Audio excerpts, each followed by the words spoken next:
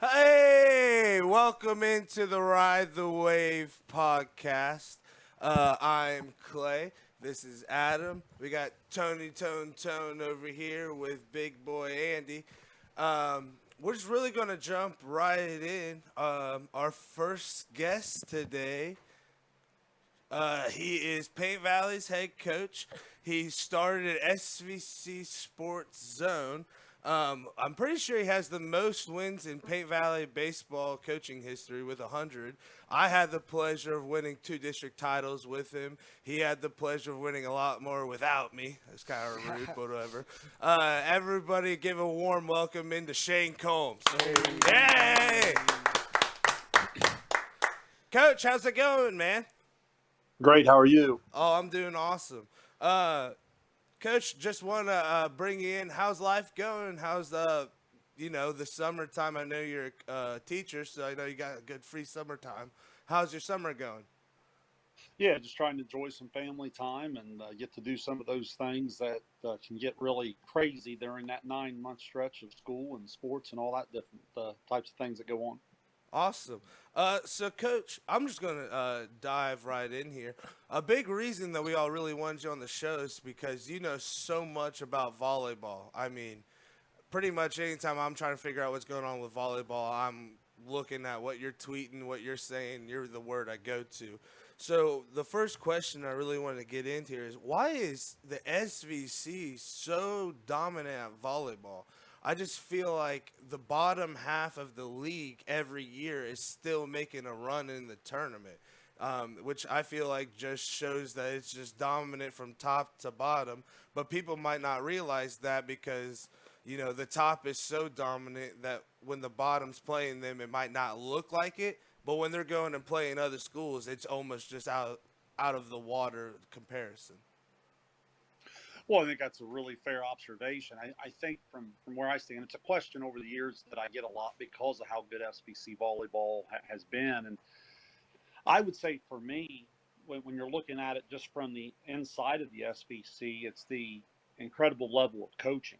It's the consistency, the longevity of coaching throughout the programs. That obviously starts with Laura Smith, Don Atchison there to Dina. But really, Yes. you look at Lori Coker, she's had an impact on the Westfall program. Zane Trace program, even spent a little bit of time with Huntington, Southeastern. Um, I would go as far to say that even the branches of those coaches out to other programs. I should throw in the longevity of Tina McGill there at Huntington, but you look at Jimmy Hutton, he's coached in the junior high program at Adena, but been a head coach at Zane Trace Southeastern, now Uniota. Cindy Davis was a JV coach at Uniota, now at Zane Trace. And again, I know I'm missing some people, but my point is you get these coaches, and here's what's unique, Clay, about volleyball coaches. You don't see a lot of them coaching other sports. A lot of times Yeah. their off season is their club volleyball. Yeah. So club volleyball in our area becomes their little league program. It becomes their feeder system. Kind of like a lot the of SOVC that they run. I mean, it's just like all the SVC teams coming together, right? Playing each other. That's really what it is, and there's room for kids of all levels, kids of all skill levels, and different things that go. And like I said, it becomes their little league program, becomes their feeder system. More and more SVC kids are playing volleyball into the off season. Now, the only other thing I'll throw, and I almost say this when I answer this question, out of fairness to the basketball programs or to the softball programs or so forth, is because of what I just said. I think volleyball around the area isn't as good as some of the other sports. So, like a lot of others, if you take your SOC, you take your FAC, especially the Southern Hills Athletic Conference comes to mind, soccer is a big deal. Those soccer athletes transition over into basketball. So I know Uniota Zane Trace have played some really high-level girls soccer, but with the enrollment and the different things I just mentioned, I think it offsets that. So I think that is one fair thing to say in terms of relation. I think when it comes to the non-league opponents, volleyball simply not being approached around the area the way it is in the SVC. But again, that credit goes back to the SVC and the coaching longevity, in my opinion. Right. And talking about coach longevity, Lori Smith. I know you kind of touched on it where branches of the coaches kind of going off into other things. I mean, she just seems like the SVC's volleyball version of Bill Belichick. I mean, she is just going Yes. to replace, reload, and just do it again. What I know you probably have a better relationship with her, obviously, than I do because I've never talked to her. But what is it about the way that she coaches that just keeps Adina? I mean, every year it starts another comparisons like UConn. You just think UConn back in the 2000s, early 2010s, they're winning the whole thing, no questions asked, and that's kind of how we view Adina around here. Now that might just be us being arrogant, not knowing a whole lot about volleyball, but that's just kind of our view on it. Can you talk about that a little bit? Again, I think that's fair. And again, I would use the word consistency. Clay, volleyball is a sport where a lot of times, yeah, you have to be aggressive and you have to go score. But in the day of the rally scoring, a lot of times volleyball is, I'm just going to be really solid and you're going to mess up before I do. You know, Okay. and when I think of Adina, they've had some incredible offensive players, some hitters at the net, incredible setters. But when I think of Adina over the years, consistency is the word I continue to come back to. Yeah. They simply handle the ball. They pass it, they set it, they attack it, they serve it at an efficiency rate that's really unmatched around the league. So, yes, they have plenty of talent, and they can certainly go on the offense and outscore you. But a lot of times it's just they're so good at what they do and they're so efficient that they're just going to play with, and they're going to mess up less than you. Yeah. Um, so before I want to go on to football next, but Andy here had a question for volleyball before we go on to the next topic.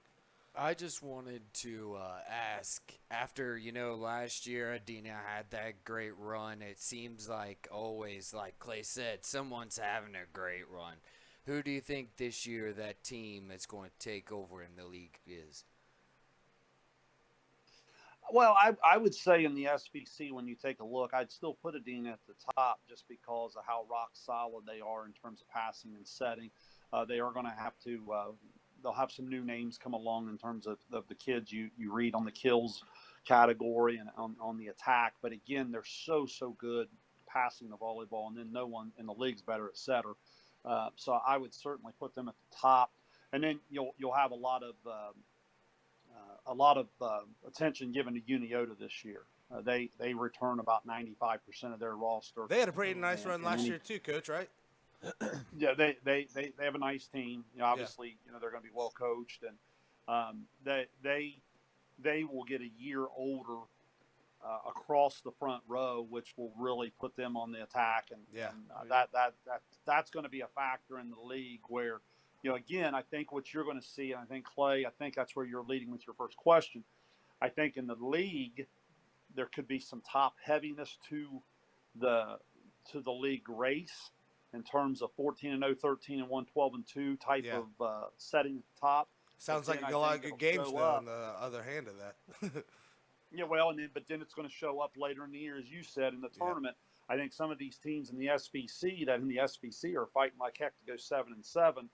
All of a sudden, they're going to win sectional championship and play in the district tournament. Yeah. Who do you think that might be?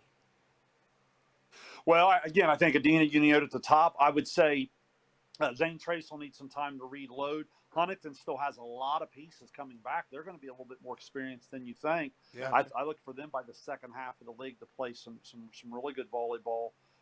So I would say they're a team to keep an eye on. And then anytime you get down throughout the SBC, you get Payne Valley in Division 4, you get Uniota Division 2. So what happens? That helps too in terms of the postseason parity because they're not beating up on each other as much. You start to split your conference up a little bit. So I would say those are some teams to keep an eye on there for sure in terms of the sectional rank. Awesome, Coach. Well, I just wanted to segue in. Another thing that we want to talk to you about is the SVC football. Playing in it, I'm a little biased. I played with Chillicothe my freshman year, and it's a little different now where they're in the FAC. But when I was playing them, we were playing like Big Walnut, Warren, all these big schools that there was never really a rivalry because a lot of them are changing conferences every few years. To where the SVC, I mean, it's been the same 8 teams for God, I don't know how long, at least 25, 30 plus years if I had to guess. Um, I know Adam had a question for you, but what I wanted to say is, what do you think we can expect from the SVC wise this year? Because I think Zane Trace fell off a little bit. They lost a few people. Who do you think will kind of take over the reins this year? Well, football, when you go through the month of June and July, sometimes it's a little trickier to put your finger on than volleyball. Where Right. volleyball, I'm able to go out and watch. Like I was out in Medina the other day and I was able to watch a lot of teams, and you can kind of see the pieces come together. Football is a little trickier in the off season because of line play, and then you get in your 7-on Right. 7s and so forth. What I would caution people is not so fast on knocking Zane Trace off the top Oh, there. okay. All the Okay. reports, all the reports I'm getting is, and again, I think I'm fair in saying that the X factor in last year's league was Zane Trace in the trenches, Hmm. and I think that's going to be a lot of the case again. Now, obviously, Uniota has some nice skill kids coming back. Valley has some nice skill kids. Piketon has been on the reload here the Yeah. last couple of Yeah. years, We and I'm had hearing a Brock lot of Netter good pick things. Piketon as his winner of the SVC this year. What do you think about that? Well, I'm hearing that a little bit now. Okay. Some of the sources I have maybe still a year away, Okay. but that's certainly a fair pick. I am hearing that they're really high on a mixture of young and old.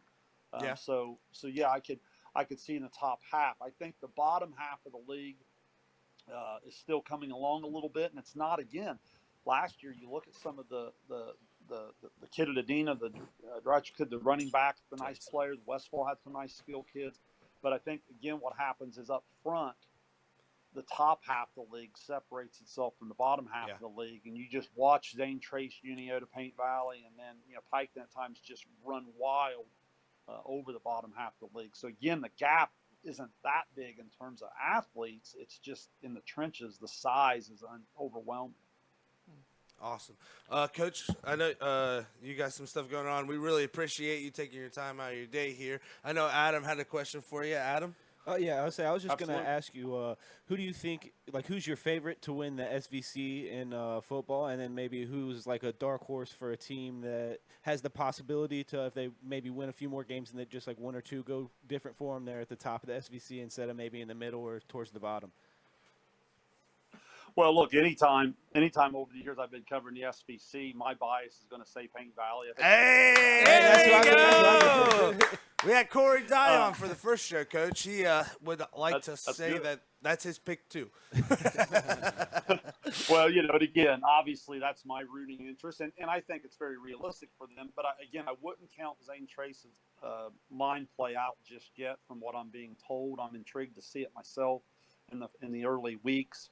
And then obviously Zane Trace Piketon would be two teams I'd really keep an eye on. And again, what's so unique about the SVC is it provides different divisions, different regions. So as you get into playoff time, there's room for all of them to succeed. So it's one Right. of those things that all four of those teams I just stated, as they get into their different playoff formats, don't be surprised if two or three of them are still playing as we get into week 12 or maybe beyond. Right, because it looked like last year Zane Trace and Paint Valley got at least one playoff win. Now, I don't They know. Did did, any of and them get two? I think Paint Valley beat Huntington, then lost. But Zane Trace, did they get another win, or did they both just get They one? lost a really tight one. I Okay. don't have that in front of me. They lost Yeah. a really tight one, I believe, there Okay. in the second round. Okay. Coach, one more thing before I get you out of here. We are in the baseball season. It's hotter out here than the Reds are. I've had you as a baseball coach. I just thought you brought so much knowledge to the game. Instead of us going out there and obviously we want to work on hitting, work on fielding, work on all that. You made sure that we learned like the IQ side of that. As a player, that was something I appreciated more than anything because that led to way more things after I was done playing than it did learning everything else. Adam here had the chance of playing for your brother down in Vinton County for basketball. I just wanted to pick your brain a little bit philosophy wise. Like, 100 wins does not happen by accident, Coach, especially with some district titles on there. So I just wanted to say, one, when did you start at Paint Valley? What has made you so successful there? Well, I was very fortunate as a young coach because I started way back when I've been out of high school 28 springs now. I coach high school baseball 28 springs. I Oh, started wow. with some help with Hall of Fame coach Don Neff there, the Uniota. When I came over to Paint Valley, I was lucky enough to be with Rod Gregory, Chris Medved, who all they did was win a state championship together. No big deal. Took over as head coach. Took over as head coach there in '07. And then, depending on how you count the COVID year there, do the math there, about 16 seasons or whatever. As you said, we've been very fortunate at Paint Valley over the years there. I think in the first stretch there, we were able to get to the district district runner-up, finally able to break through there in the, 14, 15. Yep. And then here in 20, we were the 19 team was a really good team too. They were in Division III, got beat by Wheelersburg, and then 20 was going to be a really, really special year. And unfortunately, we didn't get to take the field that year. Yeah. So that was a hard situation. That was probably one of the better Paint Valley teams in school history. Didn't get to play that year, and then but then in 21 we were able to come back and go to the district.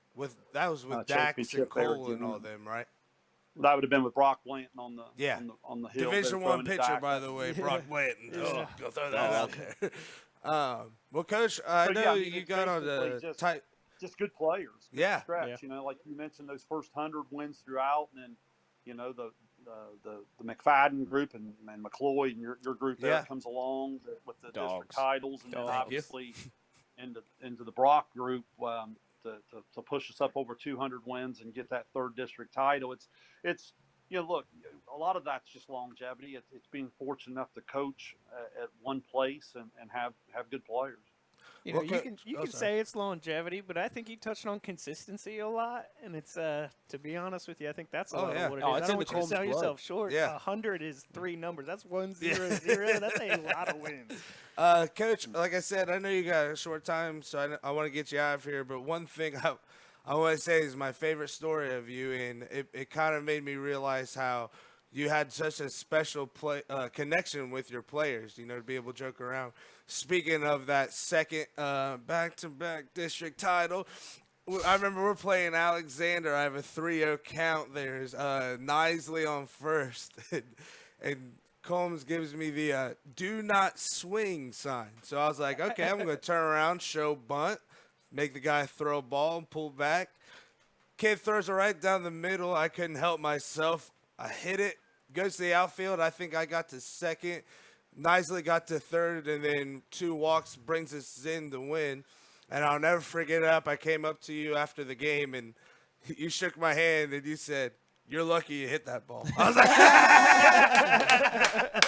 So, Coach, I just want to say it was great having you on. What can we expect to see you next? Are you getting up some 7-on-7s or anything like that? Yeah, I'll do some different coverage. We with the YouTube stuff on the SBC Sports Zone Shayne there, we do a lot of different things. My brother and I are doing a podcast, Expanding the Zone, and then nice. Where can we find that at? That's right there on YouTube or wherever you find your podcast. It's Expanding the Zone. Okay. And it's just I like the name. It's just kind of what we're doing there. Expanding the Zone. As we move forward, I just try to stay involved in high school sports. I really enjoy coaching, but I also enjoy covering the kids throughout the whole area. Awesome. Well, Coach, we'll let you get out of here. It's been a Ladies pleasure. and gentlemen, the legend, Shayne Combs. Thank you so much. Honestly, thank you. Thank you, guys. I appreciate you having me. I always love the opportunity to talk SBC sports or high school sports in general. Thank you. Awesome. You are good at it. See you, Coach. All righty. Well, hey, 4 good interviews in a row. These people are so Great amazing. conversation. Yeah. Expanding the zone. That's going to be some podcasts that I'm going to so- listen to. Just him and Matt going back and forth. That's just so much 2 knowledge great right coaching there. minds. Oh, I dude, mean, amazing coaches. It Yeah. just you said consistency. It just runs in the Combs blood. So Yeah. those How guys long are was they he just know how at to Vinton coach. County? Oh, dude, I couldn't tell years? you how. I could probably just go look how many TVC championships Benton County has since like 2000 and since I think 2000, and that'll tell you your answer. That'll tell you your answer, bud. I remember. Sorry, got a little horse throat there because I don't know why. But I remember one of my favorite games talking about Combs-wise. They're playing Unioda like right at the peak of Unioda's run. I think it's going to do like No, a you're talking about title. Shayne or Matt? No, so Shayne Okay. is playing Matt at the tip of their I'm sorry. Matt Combs is playing Matt Hoops at the tip of Unioda's, right? And everybody's like, dude, Unioda's about to just dog walk Vinton County in this district title game. I'm like, we're talking about Matt Combs here. Like, I don't think it's going to get dog walk. Vinton County ends up winning by double digits. I was like, there was a dog walk. There was a dog walk. It was a dog walk. It just went the wrong way. But like he said, and like how you kind of harped on it too, consistency, longevity. I mean, he hits every single box. And coaching matters. Like, I feel like a lot of the time, if you wonder why, oh man, these athletes are really good and they're not really getting done, it's not always the coach's fault, but like coaching's.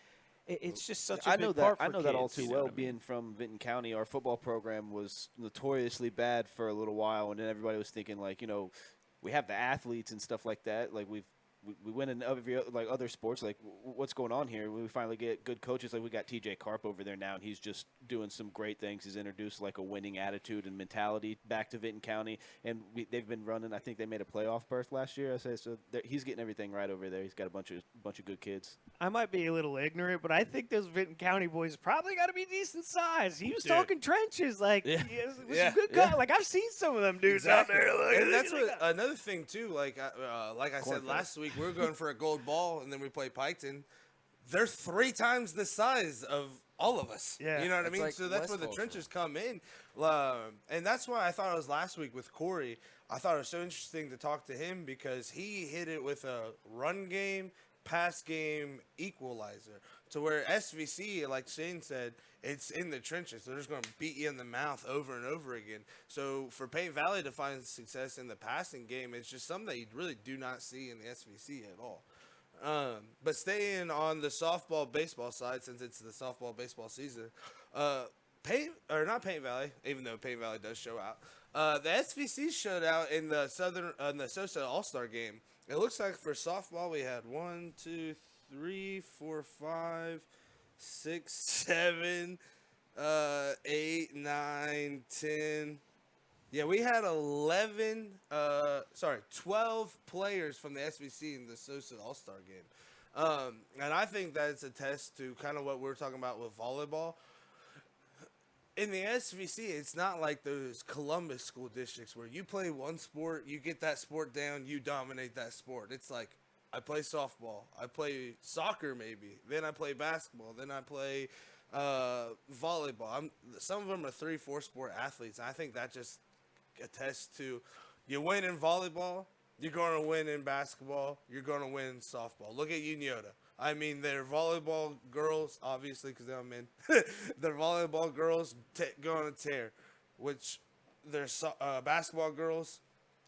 One of the most amazing games I've ever seen in my life. Go on a tear to regionals. Their softball team wins the first district title in I think 25 years, which we'll have that coach on later. Rob Hall, he'll be able to tell us a little bit more about that.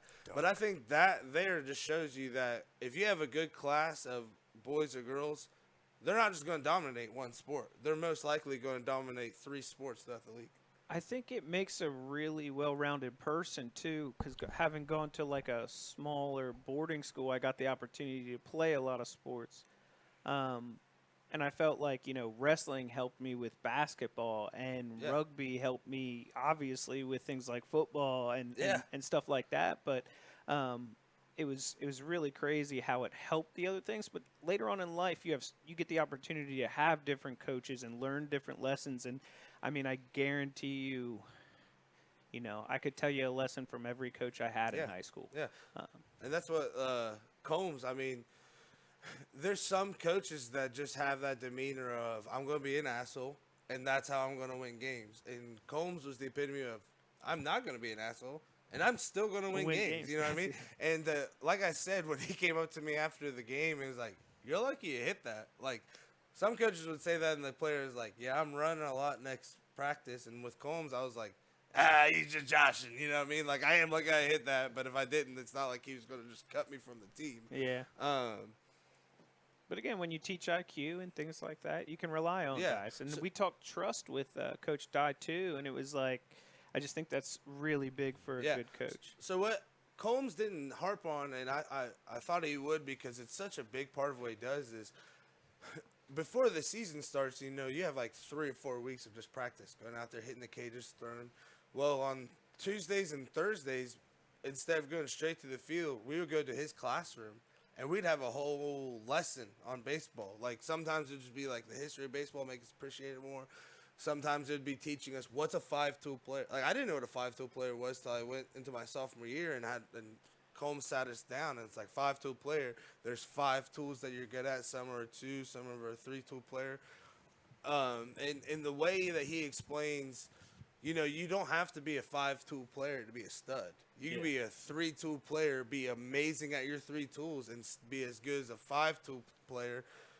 That he's a 5-tool player, but he might not be amazing at all 5 Arturo of them. Diesla for the Chillicothe Paints. Come Mr. on. That guy sitting on third base, he is to not a 5-tool fielder. With Matt, is they're just great at being able to find what your position, like what your role should be within their team, and getting the most out of you in that position. Yeah, you know, I say that's something I can see I see Matt doing. So I just assumed, you know, from what you're saying, that's what something that Shayne's able to do. Exactly, it was exactly how Shayne was, like he said. And not to keep harping on Paint Valley people, but Shu, I know you guys all knew who Shu was. He was a great dog, by the way. I wouldn't just say I did have the pleasure of playing for 3 coaches that won 100 games. Pete Holland, Coach Shu, and Coach Combs. It was just a wild thing because, you know, I see all these other coaches, they get like their 100th win, their 200th win, and there's like a stoppage in the game, and then, you know, they take their moment, which is fine, you know, do what you want. They won their 100th game, and they were just kind of like, all right, on to the next one. You know I want 99 more of these things. And it was wild because, now I don't know about Holland's. I think it might have been in the postseason. But I'm pretty sure all their 100th win came in the postseason. Shayne's came right before our district title game my second year. Shoes came down the convo after we beat a team by like 40. Like, it was insane. And like I said, I think Coach Hollins came in during the postseason. So it's not like, hey, I won 100 games, didn't do shit. Like, I won 100 games with the 100th one being in the postseason. You know what I mean? Yeah. Which, again, full circle just kind of comes back to the consistency and the longevity of everything. Talk about the Paints, though, man. What a weekend that they had. Now, hopefully we don't get a rain out for this doubleheader today. But, yeah, we even got some interviews, Tony. How'd you like interviewing the other team there? You know, it's a lot of fun. You see these guys, and it's like, you know, they're out there and they're giving it their all, but they're also just young men, you know, still trying to figure out some of their Tony, you're things. Belittling the pitchers in the bullpen.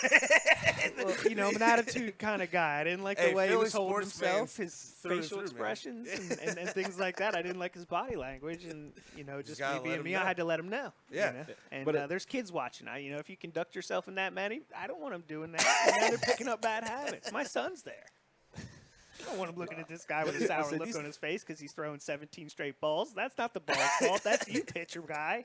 2-4, I think it was. I think it was 2-3, but yeah. 2-3. But yeah, I say the Paints, they are having a pretty legendary run. I think they're hitting going into Friday's game. They were second in batting percentage in the league. They got a guy, I think his name's Tim Orr. He's just like an RBI machine. He's a return from last year too. Yeah. Last year he was the league hitting champion. Wow. But yeah, this year he got 36 RBIs going into Friday's game. Just an RBI machine. I think he got like 2 more while he was there. He's batting like 400, something crazy. Yeah. A couple of those guys are in the fours. He's got a good mindset too. Yeah. Like, I saw him last year. He made an error, and like he was beating up on himself a little bit, and, you know, so we're chirping at him, just like, keep that up, kid. You know, come on, boy. Dude, he comes back and makes this like perfect form crossbody throw to first to like snag this guy in an inning, and it was like within probably 30 seconds of the air, and I was like, See, As good as they were playing defense, you couldn't really even focus on that because of how well they were playing offense this past Friday. Yeah. I think Diesel got another triple. I think this Diesel big boy was always two or on three stick RBIs on to go along And with that it, one too. Big little boy got fella some wheels. could have had it inside the park home run. Dude, there was They two or held three it. hits. They Where I'm got like, some dude, wheels. this is He inside was the Parker. burning. I Yeah. was like, God, just let them. There's that little guy when he pulled up at third. I was like, nah, he could definitely got home. Yeah, He it's could almost definitely like got we home. don't want to embarrass you too bad. Yeah. Right? My funny story of that. So, like I said, my band was playing there. Okay, so I'm looking at everybody. I'm like, hey, 9-inning ball game, right? Like this is a 9-inning game, and everybody's like, yeah. I was like, sweet. Top of the 7th, I look at Andy. I was like, okay. Like I said, my band's playing over here on the deck. I'm like, I'm gonna walk on the home side, get to talk to some paints a little bit. We're over there. 7th inning comes to an end, and apparently we run rule them. And I just hear Paints win. Diesel hits a I think like a double or better, and it just doesn't leave the plate. Yeah. Just touch home. But Yeah. So they're 7th like, innings over, Paints- just in the middle. Paints making win, bottom of the 7th, and I'm like, oh, cool. Oh shit! I didn't get over there. I'm up. Full sprint to the other side, beer in hand, just flopping everywhere, smelling it. I come over there, band's not even ready. They're like, "Oh, the game's over." I was like, "Guys, come on, You didn't know this? Come on, be prepared. Act like you know a little bit about baseball. guys." I was prepared. Why do you think I'm here right now, telling you it's ready to with go? half a beer and a beer trail behind me. But yeah, dude, I wanted to harp on what you said because on Friday was the first time I've been to a Paints game in so long. And like you said last week, the atmosphere that we have there, it really is like There's home nothing field like advantage, it. a true home field Last advantage. time I was there was like 5 years ago on a Thirsty Thursday, and it was packed because Paint Stadium gets Thursday. packed on a Thirsty Thursday. Honestly speaking, like in them getting the potential upgrade and stuff like that, I just really hope that's not lost in the move. You know what I mean? And I was just talking to a kid that recently graduated high school from Chillicothe, and he was just saying like how cool it's going to be for kids to play at Old Veterans Stadium. And I think it's because even if it was a high school, you're still going to get that hometown vibe. It's such a cool stadium, and I really hope when the Paints jump, we don't lose any of that because I think they're talking about keeping it. yeah. No, they're going to keep that. I mean, like, when they get the new stadium, we better still be kind of on top of the players. Be able, like, you can literally. My 2-year-old comes home with like 4 or 5 balls, and he's like super excited. And we got Charlie Horse or not Charlie. Can they change his name? Can we change his name? Crazy Horse. Hey, write it into the Paints. We got Mr. Charlie Horse. Let's get his it'll be like his brother. Yeah. Just dead leg. It'll be like the wild bucking Bronco. You know what we need Just curled up all the time. I just figured he'd walk around dead legging little kids. Give them Charlie horses. His whole just mimic, frogging he runs them. across the field, and then you're We need to get him on that. Have you seen that? Have you seen that video of the mascots just absolutely destroying children? That is You know, amazing. Of course, it's Could hilarious. you imagine Charlie Horse and Crazy Horse out there just absolutely murdering kids? Oh man! But shout to Crazy Horse, by the way, because he did hook my son up with a ball, and it was a nice guy that's who's ever in the amazing. costume. Now, Shout gotta out. throw some shade at him though because he didn't do it when we were able to record it. That's and what I'm Yeah, saying. I come told on, you, dude. Next time I Hey, see him, hey, I'll hey, give hey! him He didn't want the publicity. Humble guy. What a guy! Yeah. Well, we want him. He's to have over the here. publicity. He's don't an care about your unsung humble, hero. we want the video. We want to give you publicity, damn it. We want to give you your props. Make me worth something, Crazy Horse. The guys, we got Rob Hall. He's going to be coming on here in a little bit. But kind of before he comes on here, I just want to talk about, I know we touched on it a little bit last week, dude. For Union to just now have won their first district title since 95, I'm not kidding. When you walk into the gym and they have the banners hanging up, they almost have to put a third one up there just because of all the sectional titles that Union won. And the fact that they've been to the district so many times, and then Rob is finally able to put the ingredients together. Now, I know he wasn't there forever, so I'm not saying that, it's taken him this long to get there. I think he's only been there about 6 years. So to figure out the magic formula in 6 years, get your first district title, and that's big money. That's big time. Yeah. absolutely. And Dog. it looked like the last game in the regional final, one bad inning, and that's how they lose. And that's a great thing about baseball and softball is You know, basketball. They were in that yeah, game the basketball. whole time. You can have one bad quarter, but you're still in it. You know what I mean? Yeah. Football, you can have one bad drive or one bad half of a quarter, still be in it. Softball, baseball, man, you have one bad inning, it could completely be the flip. end, Flip the What's game. surprising too is Unioto had solid pitching all year. Yeah. Even in that game, Yeah. a great pitching performance. Like I said, they were in it the whole time. I said they kind of there was struggles in the first inning and the second inning, but I feel like they kind of rallied, brought it back, and competed throughout the entire game. And if you look at their games throughout the year, it's kind of like that's just what they've been. They've just been dogs. They're like, yeah, we're down, but you tell me there's still They're half not an out. inning to play or half game to play. Yeah, like it's not like we're out forever. Out forever. It's I mean, because it's just a softball game. You know what I mean? But yeah, and then kind of piggybacking onto that, LSU. Sorry, Adam. Just dog walks Florida for the national What title. about Dylan Cruz, dude? Yeah, dude, that kid's gonna be a stud. Like he's probably, I think they're saying that he's definitely the number 1 overall pick for baseball. He won Freshman of the Year in 2021. He bat 425 this year. Oh Jesus! Yeah, with the 18 homers, I think 70 RBIs. Like I said, I batted something like that. 333 at one point in time, and I was like, I am the hottest shit on the planet. Like you can't tell. I me don't think anything. I ever even broke 210. Really. Oh no, it's awful. I had a beautiful swing. I just Beautiful couldn't swing, hit. just couldn't connect. Yeah, I worked at like a batting cage and stuff, so like we used to do little batting academy. So I knew how to swing perfectly. I just couldn't hit the Didn't ball. have the eye. It's like 425 is like Hall of Fame. Like Yeah, for real. And then, like I said, what's the crazy thing about baseball too is if you could be a good athlete and you're on like say LSU and you win a title, right? Then you go and get drafted by like the Reds or the Yanks or somebody that can make a title run. In the same year, you can win the College World Series and then 5 months later be a World Series champion. You know just what I mean? like If you're good that enough to get called up. Braun for the Nuggets or whatever. He Dude. just won a Oh, yeah. collegiate championship. And then, So the kid won a high school title, goes to Kansas, wins a national title, goes to the NBA, And wins wins an the NBA title. title. It's like, hey, winner. I need that juju on my team. But that's what it is, man. Like, kind of speaking on that, like, people are just born winners. You know what I mean? Like, people are like that guy. He wasn't a starter, right? He was a good role player, but it's just I felt like he just brought the energy of like, hey, I'm gonna be a guy to help us win the title. I don't care what the hell I gotta do. I'm just gonna accept my role and I'm gonna help us win. Kind of like what Shayne was saying. You gotta have that mentality, and he does. And Yeah. I think that's where when your body catches up, and you start hitting like college weights, you're with strength trainers and stuff like that. A lot of it, you become a good athlete. A lot of it becomes a mental thing, and he's calm, cool, and collected, and honestly, it looks like he's having a little bit of fun out there. It's like Only thing I'm going to say about the College World Series is that Florida just decided that we win too much as an organization, so we wanted to let somebody else win it out there. We saw that it was another SEC school. We said, hey, the title's going to stay here in conference, so we'll go ahead and let somebody else go. We'll let you have this.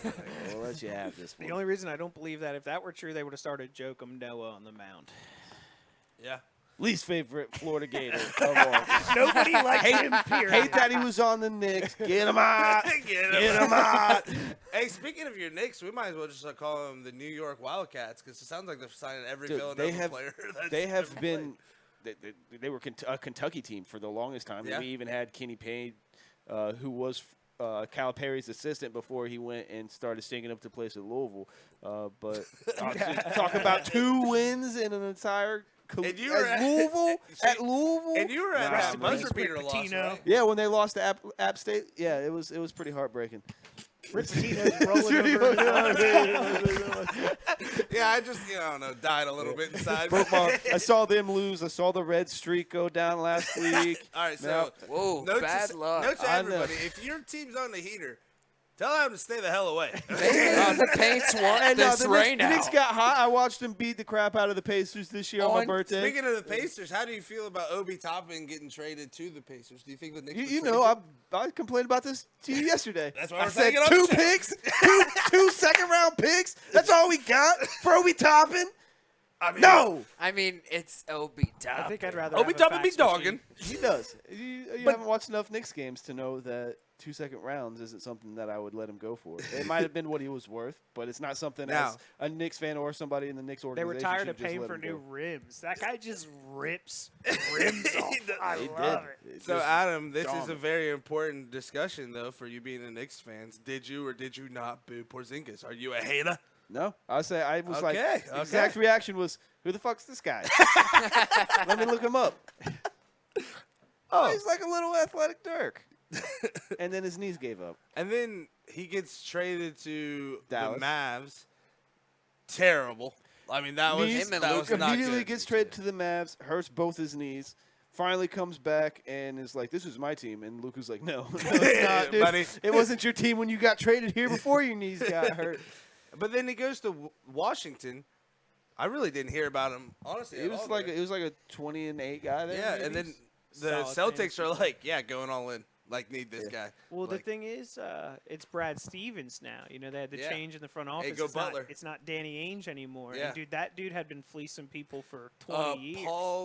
Paul Pierce and Kevin Garnett getting traded at the end of their careers for To like the Nets 7 first for round the entire picks. franchise. Yeah, it's like, hey, just give me the keys to the Cadillac, and I guess you can have these 2 washed up stars. But that's what you mean, man. Like, the front office of the NBA is almost as more important, not more important, but just as important as the players. Because, like you said, Danny Ainge. Oh, when it fleecing comes to people. winning championships and stuff like that, it is more important because Yeah. if you have somebody that's not recruiting for next year, the year after, you have a championship team. 2019 Toronto Raptors go Yeah. from winning a championship to being middle of the pack Yeah, just 'cause because they're not recruiting for next year. They're like, hey, we're going all in this year. Yeah. If once we we'll win, win it, one. awesome. And Don't care what happens after. Win one, reset Yeah. button. I'm kind of That's fine why- with that mindset to an extent. You know what Yeah. I mean? It's like Well, if I you want look to at the build for the Warriors future, guy- but it's like Well, look that's at the you Eagles have. Super We Bowl. have people like Steve Kerr who was around like guys like Phil Jackson, and they just kind of implement like, hey, this is who I want year after year. This is who I want you guys to be going after, going forward, kind of deal. So that way they have a plan. That's why the Warriors in the are always words of winning. the previous GM of the Warriors, he literally said during the parade last time they won the championship, "Fuck them bigs." Yeah. You know what I mean? He's Don't like, need 'em. He's like, and I kind of get that. Like, sure, yeah, you want to get draft picks. I think the draft picks in the NBA, unless you're getting a top 5, maybe top 10, most of the time are pretty worthless. But when you say that, you look Jokic second rounder. You just Gordon- never know what you're gonna get. Exactly. So it's like, yeah, I'll trade you 3 first-round picks for these proven 'Cause- studs right Yeah. now. What are you doing? Are you trading the Anthony Bennettts of the world, or are you trading the LeBrons of the LeBron world? James Who of the world, knows? yeah. And you don't know, and like everybody's saying, when Bombier, is that his name, the French guy? No, Wembanyama? Wembanyama. Yeah, they're saying that he's the next LeBron, right? But everybody said that about Zion, and he's played a total of 30 games. Oh, and what can he do that Taco Falls can't do? So Dude, dude, ball, I had ball. to do a lot of research on this guy because I was obsessed with Scoot Henderson, the guy. Yeah. that I won, couldn't also draft a guy screw with the Scoot name Henderson. Scoot. He lost me $50, but keep on going. But Wembanyama, like, it's not just a little bit of height. Like, this dude is like He's 7'1", towering right? Rudy Gobert. He's like 7'6". Oh, That's the 7'6". thing Yeah, is so- the maintenance on a guy that Ball tall though. I think it's gonna you got hip dysplasias more often in people that are a little bit too tall. I say it's you got have back problems. It's just a guy that's tall. I don't think he's going to be able to stay healthy for a long duration of time. I think Yeah. he's going to be hurt don't- often. I think early when they and pick often. him, they don't care. I Yeah. think they're like this unicorn. If he can even play 3 seasons, he is a cheat code. The way he Yeah. can like. He really can do anything. If he could get like a mid-range step back, which he kind of already has, there's literally nothing this guy can't do. And He's I got think some him but crazy a little- handles. perfect. But look at guys like Chet Holmgren gets a Liz Frank injury. That guy will never be the same. Like No. he might be. And To he be was completely supposed honest, to I be forgot that about guy him and until got he was hurt. hurt. But it's you know? like, I think- that's exactly what I think Wembanyama is going towards. Yeah. Is But- just I think he's gonna be Greg Oden. But the you only have thing- to take that chance because again, when is it an Anthony Bennett or is it not? At Hey, least his Tell upside. that is to like- Portland back in what 1980. Well, tell it to him twice. When They they sc- drafted Sam Bowie instead of getting a guy by the name of what was it, Michael Jordan. And they drafted Greg Oden and said, I don't know, Kevin Durant. The fucking Portland twice. Trailblazers L. And then they're like, we're going to build around Damian Lillard. And then he said, "I want to be 24 hours traded." later. Yeah, I'm out. Yeah, I want to be traded. Get me Like, out. I'm looking at the team, not great. Which lets me, since we're going to harp on Adam being a Knicks fan, Philly is going to get rid of their stud, James Harden. How do you feel about that, Tone? Well, I'd like to redefine the word stud. Don't give him to us. Stud? Don't give him to Don't give him to us. Guys, he's going to go to the Clippers. They're going to win the Broken. 14 games, Fun to all fix. 3 of them play, Yeah. and then they're going to lose the rest. That's how it's going to happen. I think the thing that some might teach somebody something is like the sign and trade idea. They're like, why would James Harden sign with Philly after he came out of the negotiation, said he felt disrespected, they didn't offer anything long term because obviously he's older. So I was like, why would he sign and help them get assets? So the sign and trade works is like, we can sign him for more money than the other team. So when we sign him, he wins. Yeah. When we trade him, we win because we get assets. The team that gets him is able to give him financial stability they wouldn't have been able to get if it wasn't pre-signed. So which what I they're didn't doing really is know just all paying of that. him, and then the Sixers are just being like, yeah, we'll help you on the back end because you're giving us assets. for it. Pretty much. Okay. And it's Because I'm one of those So it's a people. way around the salary cap. It's Yeah, exactly because right. I'm one of those people too. Because you've been seeing sign and trades so much Yeah. more often the past few summers. I'm like, I would not do that. Like if Yeah. a team came to me like, hey, we don't want to sign. well, I blah, wondered blah. why didn't James just go sign somewhere else, You know yeah. what I mean? Like why even Why do not that? pick where you want to go? You know. Yeah. But I think too though, especially now with these little ones like who was another Max Strus, big name, not huge name with a sign and trade. So he might have not known, but I feel like with James, if you're going like, hey, I'm going to do a sign and trade, I'm cool with a sign and trade. You're like, these 3 teams are already trying to get me. When you're that good, there's probably 2 different types of sign and trades. Like there's the smaller guy like Strus, he Yeah. probably didn't have as much say, but Harden, he probably has a no trade clause. Yeah. Or a veto clause or Yeah. something like Something that. where to he's where- like, I I'm say, picking I where I don't go. think he has the no trade because Beal was the first guy since he was the second guy ever to do it. First guy since Kevin Garnett when he left the Celtics to waive his no trade clause He's so like- he can be traded somewhere. He's like, It's oh, only wait, happened you want me to twice. go win some titles? Yeah. Sure. I guess I'll waive that. Do you guys know who the first no trade clause was? The Admiral, David Robinson. Oh, yeah, you told me that Yeah. the other day. The whole career, no trade clause. And it's just wild. Yeah. And then Timmy Duncan's was he was another one. I just thought it was 2 greatest And Spurs players. Tim both Duncan's decided, that- I'm dying here. Tim Duncan's one of those players, too, you know, going back on, like, you know, what the hell's the worth of a first-round pick. Spurs get Tim Duncan, win the title that year. So it's like. They also had David Robinson, but yeah. win Right, the but title like that year. Tim Duncan, like I feel like helped. Like they were like, yeah, we got David Robinson. We just need like one more guy, and we got Yeah. it. For them to go from first pick to championship, pretty impressive. And I don't think they got that first pick by trading for it. I think Robinson was hurt, and then Yeah, it's kinda yeah. also, So it's hey, like, don't come and it's back. kind of like look at the Celtics, man. They keep winning, and then have like a top 5 pick. You know what I mean? Like the year they got Tatum, they were in the Eastern Conference Finals, and they got him 3rd overall. They had the number 1 overall pick. and they're like, yeah, nobody's picking. What? Nets. What a Who was the one that won that year? Ben that was Simmons. whenever LeBron lost to Kevin Durant's Warriors for the first time. And I say Kevin Durant's Warriors because they couldn't do it without, so they had to get him. One cool thing about the Celtics is that every championship they have can be tied to Red Auerbach. See, I look at it as Kevin Durant couldn't get over the Warriors, so he went and joined Steph Curry's I want Warriors. to say it's both because so the Warriors won that title the first time, but you got to think They they had were Iguodala. but the Cavs lose Kevin Love like first series of the playoffs. Kyrie Irving gets first hurt. game of the finals, he's gone, and the Cavs I think win that one whenever he goes down. So obviously he helps win that one. LeBron able to pull out another one, but then I mean that was just so much star power. You come back the next year, the Cavs finally have that star power, prove like, hey, we can win. Didn't it go 7 though? They did go 7, but they came back from 3-1 on the 7-3-9 like supposedly best team of all time. You can't call them that now. I It's don't still say the they're the 9-6, best. 9-7 Bulls. I don't think right. I didn't think that they were the best No, team. but I'm saying was what people were saying. Like Their you're record was 73 the and best. 9. It's the best of all time. It's Like, the best you gotta be record the best for time. sure. But So like if they they're win getting that destroyed by the title, Bulls. people are going to be crowning them goats, right?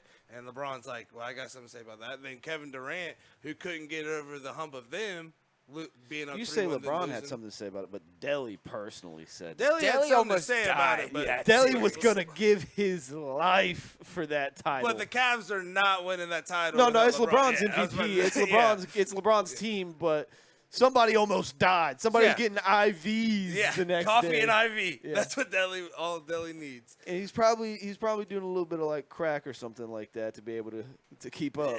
He's doing some sort of speed. But yeah, guys, kind of looking ahead to keep on the basketball subject. Basketball, whenever I first went to Paint Valley, was like a complete afterthought. It was like we are baseball because it's the only time we've won a state title, and we're football because football.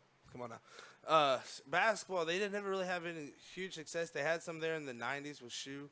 But basketball in the 90s, man, for the SVC was unmatched.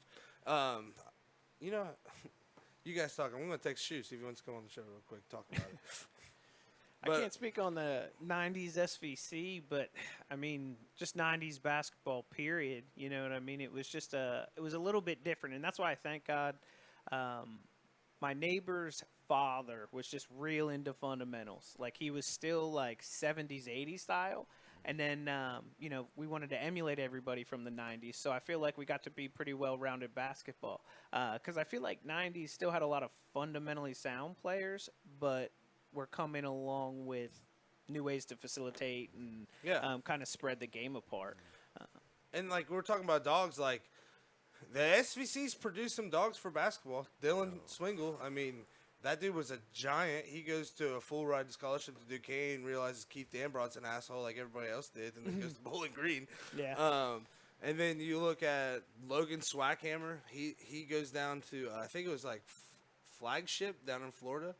And then he does good, wins, I think, an NAIA title there, and then goes to like a Division III school and wins a title there as well. But then you got like Nick Corcoran, Cam Evans, dog, absolute dog at Otterbein right now. He'll be on later to tell us how big of a dog he really is. But you just have all these Southern Ohio, man. I'm just going to stamp it with Joe Burrow. Obviously, Joe Burrow's a dog, right? But when you look at Joe Burrow, being a TVC guy, I can yeah, yes, he was. But you look at Joe, and it's almost like, you know, he's almost like every athlete that was around Southern Ohio, like mentality-wise. Like, yo, I'm a dog. You know I'm a dog, but I don't have to tell you I'm a dog. You know what I mean? He's like, I'm just going to show up with the swag. I'm going to ball out, and I'm going to walk away. And I feel like that's just kind of like how Southern Ohio is. I feel like that's why he represents Southern Ohio so well. It's just because it's us, but we made it. Like, the world can kind of see what Southern Ohio really has to bring. I feel like he's not a guy that's going to be changed by his fame and stuff like that. I feel like he's a Southern Ohio kid, and he's going to stay a Southern Ohio kid, especially being in Cincy. So you can kind of see it too already, because he's kind of pulling a Tom Brady where he's like, yo, I don't need to be the highest paid quarterback. I just want to be a nicely paid quarterback, but I want to have money to keep Chase. I want to keep Higgins. He knows without these weapons, obviously he's still a dog, but with these weapons is what's going to get him back to a Super Bowl. Hey, John Rambo has to have his guns. Yeah. You know. Exactly. Yeah, exactly. You know what I mean, Maverick hears nothing without his plane. No. You know? Maverick and is Dwayne's nothing without the wave juice. Oh, by the way, Ride the Wave Juice hitting the shelves here in about 20 never. So whenever you're ready to get some Ride the Wave Juice. All right, guys, we're going to take a Wave show. Like I said, I am Clay, your Grateful Dead fanatic, with my other Grateful Dead fanatic, Andy Bilano. We got Adam B-Dubs here. You guys know what and then we got Tony Tone and Derek. Big Tone and the boys. MVP. Derek back there doing our technical sound. Most valuable sure Derek. Most valuable Derek. The only talented one. Yeah, really. As you guys can see, talking to microphones, not our talent, but we like to do it. So, hey, sucks for you guys. Harping on the Adam B-Dubs thing. So, the first time I met this guy, sitting at B-Dubs, you know, I was dating this girl there, and I was over there just, you know, getting free stuff. And I'm sitting there drinking a Rolling Rock because I like good beer. And next thing I know, this Heineken gets put in front of me. Rolling Rock is canned farts. Yeah. Well, guess what? Canned farts taste good. Heineken is worse. Yeah, well, I got him a Heineken, which is just expensive canned farts. Yes, Like at least my pretentious canned guy. farts are cheap. Yes. I mean, I'm just defending Busch Light here, so it's not even like I'm Oh, sorry. okay. all in all, I bought him a beer. It was a $6 beer that was dog shit. We both hate Heineken, and it started Comes friendship. over- 6 years later, we're doing a podcast. Comes over and sits down, and I just didn't touch the beer. Yeah, didn't and like know. 2 weeks later, he goes, "Hey man, do you like Heineken?" I was like, "Bro, I gotta say it." No, It was he orders. We were at Dock on the Water. He gets a Rolling Rock, and I was like, "Is that what you were drinking?" He was like, "Yeah, dude, I hate Heineken." And I was like, "I do too. It's awful." And then I tried a Rolling Rock later. I was like, "This is just as bad." Any beer when you're like, I need a lime or something to throw in it, it's like, not good. get out. That's why, like, I'll drink a Corona, but people be like, "Oh, give me a Corona with a lime." It's like, well, you don't like Corona. You like Coronas with limes in them. It's not the same thing. It's just But that's completely why different beer. I put him in my phone. And I said Adam Beat-Ups because I was like, I don't know your last name, and I should by now. I'm just gonna put it in as Adam Beat-Ups, and then Oh, dude, it took him like 3 years to realize that my name must not be Dubs. yeah. So like when he texts me like AB, I'm like, yo AB. Yeah. People would be like, "But Dubs, what kind of last name is that?" But Dubs. It's like, it's Mr. B Dubs. Now, okay. Very important question for the show since we're gonna be talking about it. You got B-Dubs, you got Roosters, you got Wagners, you got the Duck. Who you going to for the wings? Wagner's. Thank Wagners. you. Wagners are the not best. a sponsor You're not, yet. anytime Best you can wings get in town. hometown wings, you pick the hometown Town. hole in the Yes. wall spot over your Yes. your Not just Your flag hometown wings, amazing wings. Listen, Yeah, but it's that's usually hometown. like, you know, if the grill cook Speaking is of not hometown. smoking a cigarette with a chewing, possibly chugging beer. Oh, hold on I now. don't want the wings. Sometimes those hole in the wall bars, they be putting cigarettes out on the grill, and that's how those wings get that little. Yeah, little flavor, Char. to it, a little darkness. Yeah, it's good. Now, Gives it sauce. that nice smoky reds flavor, you know. Smoky Reds flavor. Sometimes you get a nice menthol Where base. you'll eat about 12 rings in a row, and then when you get to that 13th, you're like, damn, this one stinks.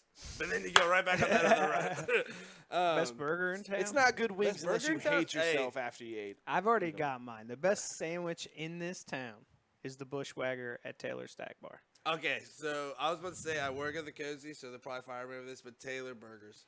Dude, so I heard the guy replaces they the fire heating you over element there? You said under they were it. good. It's because they're all like, "Hey man, you work should at- throw this away and get a Burgers new is flat not top." And he's like, Oh.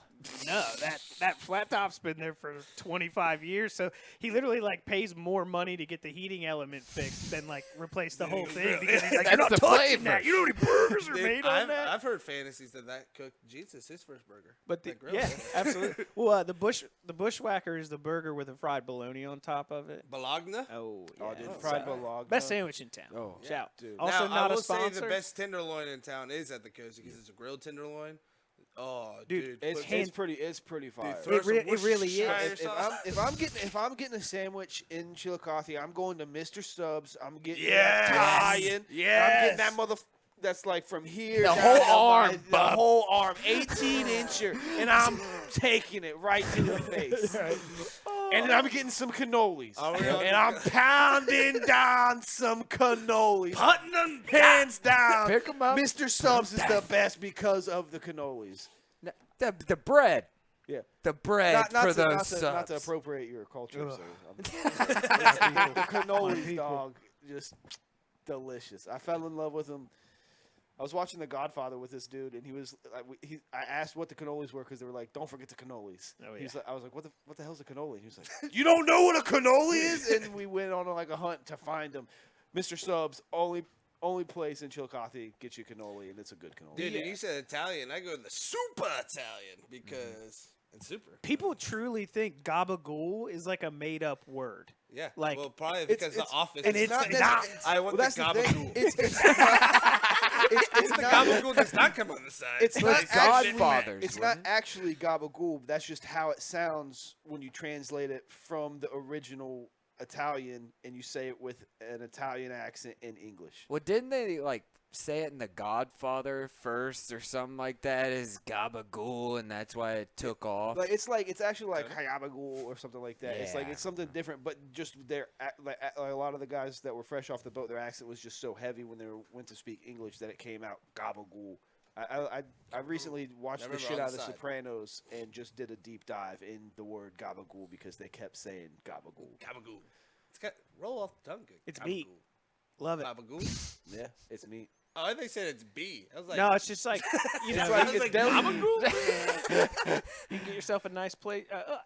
Hey! Hey! Tony, we got a guest standing on here. Tony, who we got on here?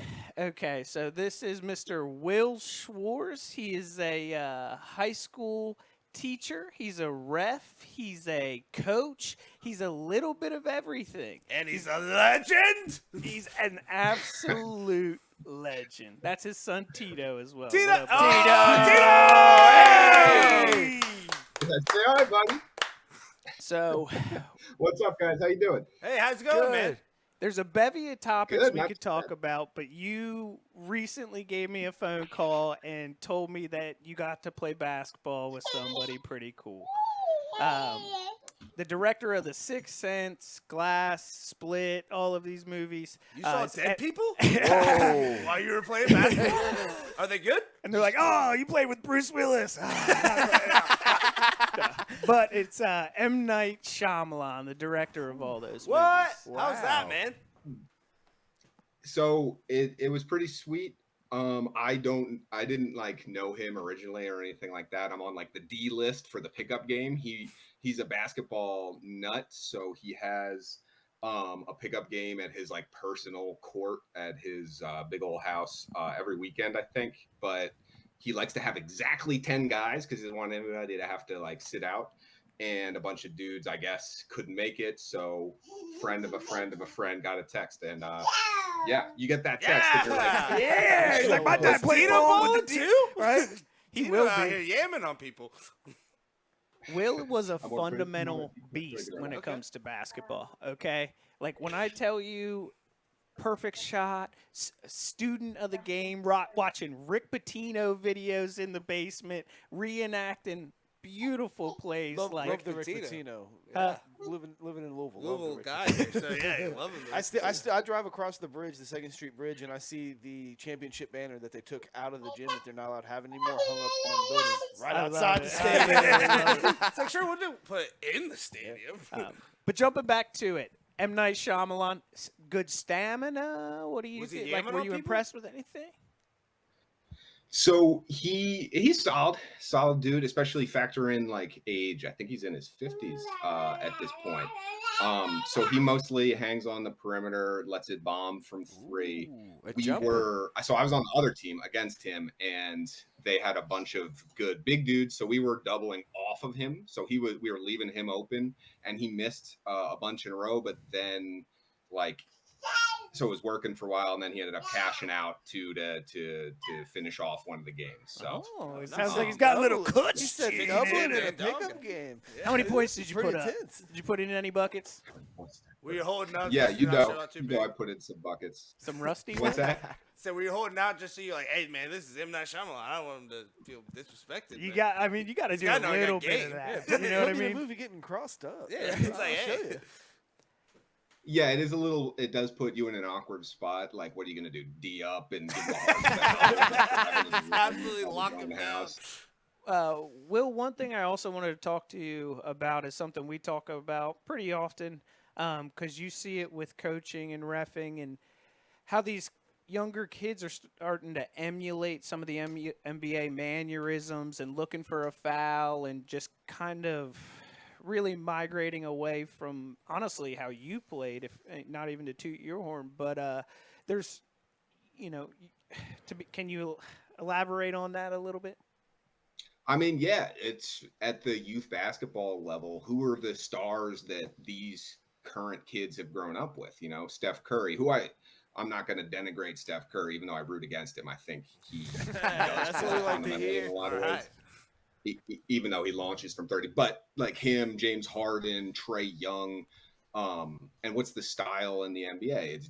It's dribble down the court, fast break, and then, run to the 3-point line. If you don't have the ball, pull up from long range. If you do have the ball, as opposed to ball movement, work it around, try and get something going to the basket, run an actual play. So it's really hard to get eighth graders to buy into the fact that, yeah, guys, we're going to lose every game if we're just shooting threes the entire time. Because I think you guys Von Shumpert said it best. He said that Steph Curry didn't ruin the game of basketball. He ruined the game of basketball that I loved. So he changed the game to where it's no longer the how it was kind of in the early 2000s, later 90s, where it was a little bit.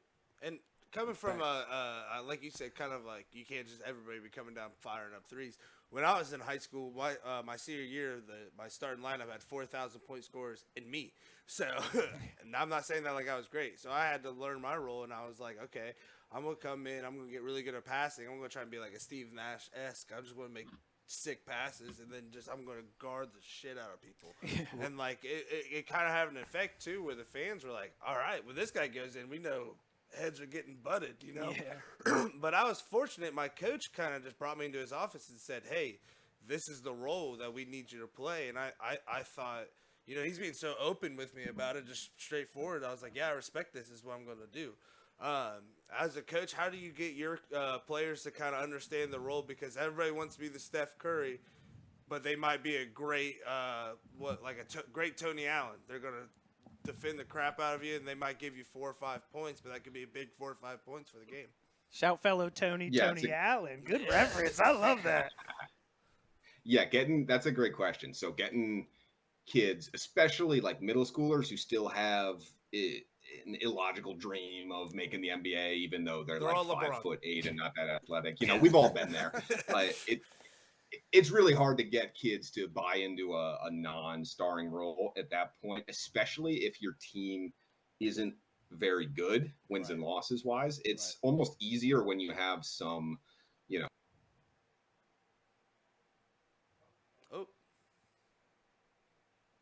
Oh, did we lose him there?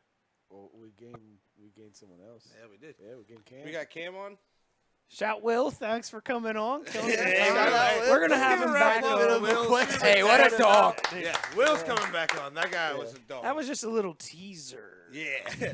Hey, but shout out for Will. I know he's about to go into an epic answer. We'll probably get him back on here before we get out of here if he's able to. But guys, we already talked about dogs. We're talking about roles, and if I'm going to talk about the biggest role, I'm going to talk about being a star of a team. So this next guest we got coming in, right? He's 4th all time in SVC scoring. Like out of all the players, with 1,673 points. He was the back-to-back SVC Player of the Year. Followed up with back-to-back titles. One being a gold ball, not losing a game in the SVC. Buzzer beater king.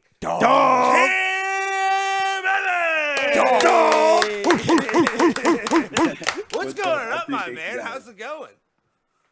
I'm doing well. How are you guys doing? Oh, dude, we're doing good. Well. Hey, man, so I just want to ask you one quick personal question. What's it like being a dog?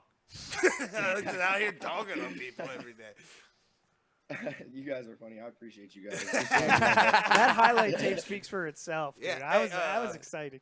Yeah, man, we found some stuff on Twitter, some of your highlight tapes. I'm sure we'll get up here in a minute, but it just seemed like we watched you hitting buzzer beaters in high school. We're watching you hit buzzer beaters in college. It just seems like at the end of the game, man, whenever everything's going wild, you just kind of go in that Kobe mindset where it's just kind of like, you know what? Who cares? Yeah. We're going to hit this shot. We're going to win the game. We're going to go home. We're going to celebrate. How do you stay so calm, cool, collected in moments like that?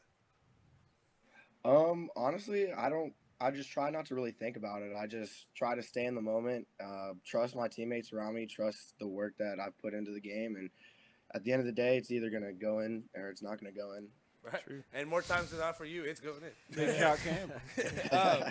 But, yeah, man, I just want to talk. So, coming from the SVC, right, kind of as well as me, Andy, and us just watching it, man, SVC battles, it's night in, night out. When you were in high school, were they still doing back-to-backs on Friday and Saturday night? Yeah, I think we Yeah, were. so that's what I'm saying. It's you go up against Union Yoda on Friday, you're going to dogfight, and the next night you turn around, you're going up against Southeastern, who nine Yeah. times out of 10 you're probably going to blow them out, but you just use all your energy on Friday. Going into Saturday, it's going to be a close game. Can you just talk about hmm how maybe the SVC and that gruesome schedule kind of helps you going into college as well? Yeah, for sure. So playing Friday, Saturday in high school really transitions well into college because there comes a time where you start to play back-to-back days in college too. So I think just being able to have that experience of like going through a game and being sore, and then the next day you got to get up and play again and just fight through it. I think that helped prepare me because that's kind of similar to how it is in college. Yeah, and you had a great coach. I mean, I think the only living coach in Ross County with a state title, Gary Kello. Can you speak on playing Yeah. for him, man? I mean, that's a living A legend that you legend. got to have as a head coach. Oh yeah. Oh yeah, I mean Gary's a great coach. He's one of the most knowledgeable coaches that. Oh, yeah. I mean, he's been around for so long, and like you said, he has that state championship experience. So just trying to learn as much as I can from him, or as much as I could from him. He just always taught me the different ways to play, and just he honestly really helped me a lot through my career to develop as a player. Heck yeah, man. Adam, I know Yeah, you had a question. I was gonna say, touching on like the transition from high school to college, like how does it like mentally, how does it affect you going from being like kind of like two-time conference champ or two-time conference player of the year into having to earn that spot again at college, working your way up to like the six-man spot that thriving in. Yeah, for sure. I mean, going from high school to college, it's a big jump for sure. But I was thankful to have a great coaching staff around me and great teammates around me to be able to let me come in and really work on my game and try to develop. And I think that overall, just transitioning, excuse me, sorry, You uh, good? to college has been a lot of fun, and just trying to stay focused and keep working every day, just trying to do it. Okay. And then another question I wanted to ask is like, so like you're 13th in the league in the scoring last year with 13.1 as a six man. How do you do you prefer like dog, right? Dog. Everywhere. So how do you transition into being a six man as being a starter? I like throughout high school. How does that hmm how do you take on that role, and do you kind of like embrace it, prefer it, kind of? hmm Or Yeah, well, I mean, I had a lot of conversations with my coaches about coming off the bench and something like that, and they put a lot of trust in me and told me when I go off the bench, just play my game how I would always play my game, and I always just want to do anything that I can to help the team win, really. And if that means that I got to come off the bench and score, or if I got to start or do anything like that, I'm always all for it. yeah.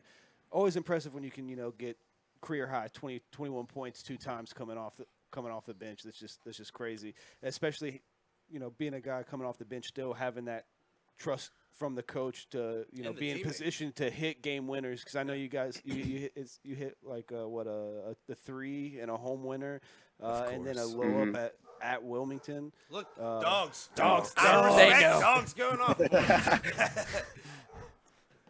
But yeah, how's what were you saying, Adam? I'm sorry. No, that was just kind of it. It's Yeah. just dog. But yeah, man, I want to touch on that those Zane Trace years for you while the dogs are giving you the respect. How was it like? Cause you guys, I don't want to take away from you, but it seems like you guys had some dogs on that team. Oh yeah. Can you kind of talk about like the years of playing with him and like shout out some of your teammates and just how is it going on that special ride?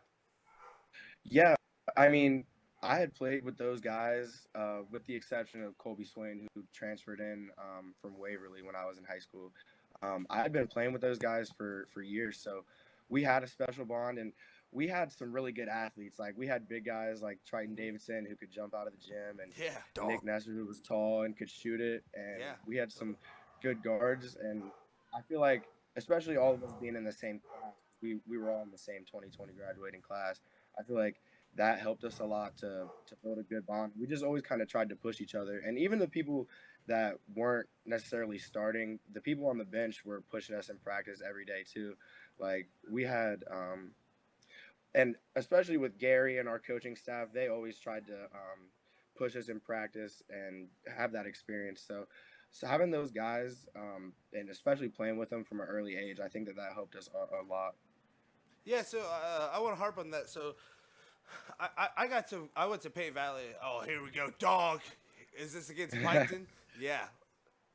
Look, 6, 5, 4. Get out of here! Let's go! Look at that. Oh, at Piketon. Yeah, at Piketon too, on the road. Oh. I mean, just go look at that. I mean, your Oh, teammates, look at the handles. Yeah, it looks like here too. Your teammates just have complete trust in you. Like, hey, we got trust in Cam. We're gonna. I want to know how much it costs to take him to Europe. That Euro step was so nice. Through the How much was that plane ticket? Did you have to buy one contact back for makes it on like 'Cause 3 people. What's in your wallet, man? Yeah. This Euro step. That's what's The in my defense wallet. was there. So It I just see a didn't man on matter. the floor. I see a game winner or game clincher here. What's going through your mind? Yeah. What's going through your mind through that? Sorry. I mean, just trying to win the game, really. I think. Good God. Oh, it's in whenever their I get the house. ball, I'm always trying to attack and score. And if I'm not trying to attack and score, I'm trying to make a play for somebody else. So I think just really trying to get the win. Yeah, and then I think this is you throwing it down right here.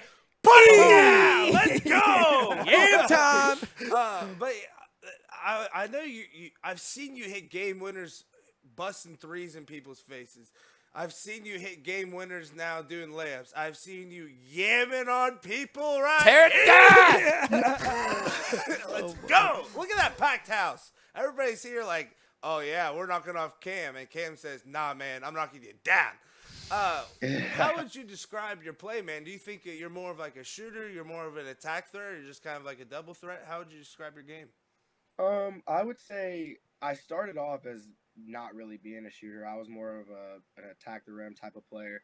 But in high school, towards the end of my high school career, I started to become a better 3-point shooter. And then now in college, that's something that I have to continue to keep on working at, because the better that you can shoot and the further away that you can shoot from the basket, the better you're going to be. Here we go. So I would say I'm more of a attack the basket type of player, but I'm definitely trying to work on my 3-pointer, and especially What have you been doing to work on that? Is it more of like your form? Is it your coaches just kind of look at that game winner? Gee, Damn. Like, step back. I would say just reps. Ooh. I mean, put him we on the work on ground. our Hey, form a so whole I lot, but have one just trying to question. get Sorry along not to with it. interrupt you here. Do you have to No, pay you're for good. these medical bills when you break these ankles? 'Cause Jesus. You might need to get some NIL to cover that, man. Hey, you dropped that one kid. It didn't look like he was getting it back up ever. But yeah, sorry. That not guy to- needs a new pair of glasses because that was in Spin his eye. cycle. Not to cut you off, man, but yeah, what were you saying? How you're improving your shot? Yeah, for sure. I mean, I always try to work on my that form, guy's but I'm mainly just trying to get a lot of reps and just shooting on the gun or having somebody rebound and pass to me. Just mainly just trying to get reps and just Look at shoot that as many- fire, as man. many shots as possible. Yeah. The celebrations always on point. It looks like you play with like your heart on your sleeve too, man. It looks like you got a lot of passion whenever you're playing. Oh yeah, of course. I love playing this game, and I love playing in college, so I really appreciate the opportunity to play. Yeah, and it looks like you're not just dominating high school. It looks like you're not just dominating college. What's this brick league that we've been seeing you absolutely dominating in? Yes. So the Brick League is a pro-am league in Columbus. There's also another league called the Kingdom Summer League, and basically, it's like kind of like an open gym street ball setting. But there are some like overseas guys that go and play, some Division I players, and some college players, and it's just like an open run really for anybody that gets invited. Wow, it's overseas. Look at this, man. Oh my god. Just, hey sir, you forgot this in your eyeball. There it is. It's only 30 So, feet away. Where did you get this quick first step? Like I see it in almost every like compilation, like whether it's your crossover, which is eerily similar to my childhood hero Allen Iverson. It just sits out there for a second and then it's just ripped away from the defender. I love it. But do you practice this first step? Like even that step back he just took and hit that 3, it was just so quick step up, perfect. Like is that something you get from reps? Like I mean, I'm very blessed by the man above to be able Nice. to do the things I do, but I also do put a lot of work into it. We do workouts where we're working on agility and quickness and stuff like that, and always working on ball handling and everything like that. So I would say partially I'm very blessed, but also I do work into the game too. Yeah, it looks like, man, you see the court well. I mean, look at this. Jeez, nice pass. Something I want to ask is, who are some of your inspirations coming up in basketball? Like, who's some people that you tried to emulate? Was AI one of them, or is there a couple of guys? Or? Oh wow. I don't know if there's any one player like from the NBA or anything that I really looked up to, but at least whenever I was in high school, there was a player that, or whenever I was in middle school, there was a player that Zane Trace had in high school named Pierce Mowry. Oh, And- dog! Pierce Mowry's, not to cut you off, when he played football 1 year, broke every record at wide receiver. They were like, hey, here's the play. Pierce, run. We're going to throw it to you. I guarded him. Dude, what was so crazy about Pierce is he was quick and strong and could shoot. Like, as I'm sure Cam knows here. I mean, he was just an absolute nightmare to guard. So, Yeah. I mean, you picked a good person to look after as you're growing up. Yeah. Not to cut you off, sorry. Yeah, for sure. No, for sure. Yeah, whenever I was in middle school, Pierce was going crazy in high school, and I remember going to the Zane Trace high school games, and I would see Pierce pull up from like the volleyball line, or he was going for 20 or Unconscious, 30. yeah. and I always kind of like looked up to that, so I think that kind of motivated me in a way. Did he ever help you? I Did just he ever watched a like lot of mentor you or basketball. anything? Kind of show you the ropes? Oh yeah, I mean, I worked out with Pierce yeah. a good like a lot of That's- times. And he talked to me before I got to college and stuff, and he's actually like, we're really good family friends with all Hell of yeah. them That's too. awesome. So That's the best thing about these, like the SVC, TVC, and these smaller conferences. It's kind of like a tight knit. So you can, as opposed to like trying to emulate an NBA player or a college player. So you're just trying to emulate the guys that went to your high school that kind of grew up in the conference that you're in. It's just kind of, you just gotta love it. Especially as Zane Trace, man, you guys have a great basketball heritage, especially with Kello coming back after what he did in the 90s. So did he kind of help you kind of get prepared for that varsity level? I honestly would say stress, because it's a lot, man. Especially as a star player, everybody's looking at you to bring home the gold, which you did twice. No big deal. So yeah, could you just elaborate on that a little more? I'm sorry, will you repeat the question, please? Yeah, so just did Pierce, kind of help you whenever he's like, Zane Trace, man, it's a lot of pressure because these people expect to win. Did he ever like kind of help you manage those expectations? Oh, I mean, yeah, we talked about things like that for sure, and I think especially playing with him and against him, playing against somebody older always makes you better. Yeah. Because, like you Did you go said, to like you gyms guys as a said, he kid? was a dog. So, what's up? Did you go to the open gyms as a kid, like when you're in fourth grade, Oh, were you yeah. playing the high schoolers? No, not fourth grade, not that young. Okay. But whenever I got a little bit older, He I didn't would want to try to play embarrass him with too them. early. Yeah. That's what it is.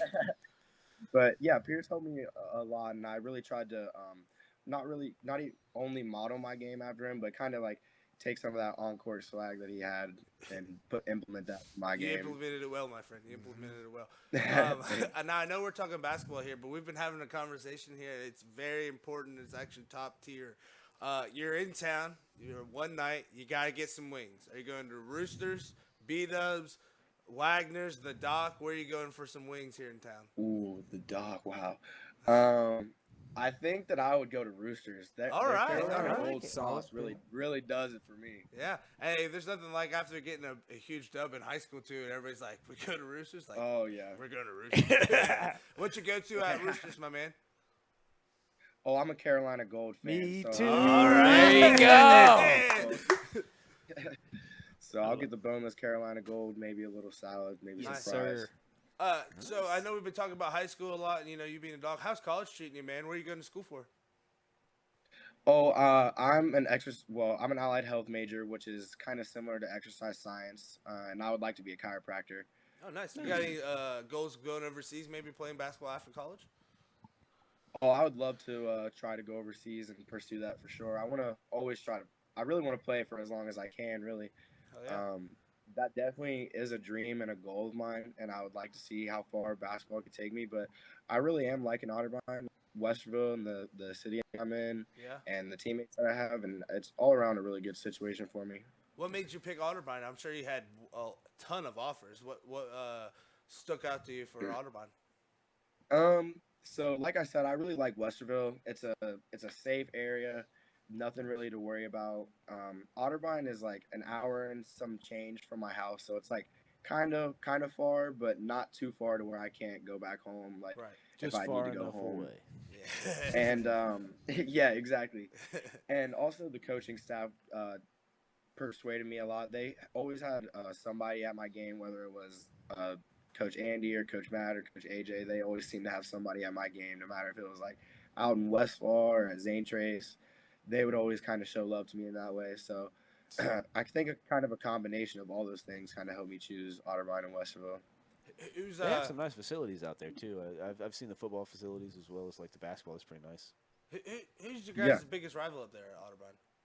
Capital. Capital? Pretty good games. Yep, Capital University. Capital? Oh yeah. No, they're the worst. Oh my god. I know a guy went to Capital play baseball. It was Andy Grillo toured the TVC back in like 2011, I want to say, with Capital. You got any players that stick out to your mind, that either SVC wise or while you've been at Otterbein, that's just like I circle this game on the calendar because I love going against like this player or this team or something like that. I know in high school has to be the one. It was always Zane Trace Unioto. And, yeah. Whenever we would play at Zane Trace, I remember even up top around where the baskets were, there would be people standing up there. So in high school, it was definitely Unioto, and in college, it's definitely Capital. And whenever we play our rival Capital, our students always come out, and the communities always come out, either when it's at Capital or when it's at Otterbein. We're playing for a rivalry, and it's a lot of fun and a lot of energy behind those rivalry games. Can you talk to me a little bit about? So I was at Pate Valley. We had some success. We we never won the league or anything, but we made some good tournament runs. But I remember I was kind of at the beginning of that Unioto streak, where they had Nick Corker, Nick Overly, Kyle Strange. Then Logan Swackhammer is not even the sixth man off the bench. He's like seventh or eighth. And I remember we played them my senior year. We don't have a freshman team. People are showing up at 3 o'clock to make sure they can get in for the JV and varsity game. I mean, lined out the door. Oh, yeah. And I just remember walking into the gym, man, and we had the jigger packed, but it was never as packed as it was that night. And I kind of just, and warm-ups took him in, like soaked it in, and was just like, wow, it's just amazing to be a part of something like this.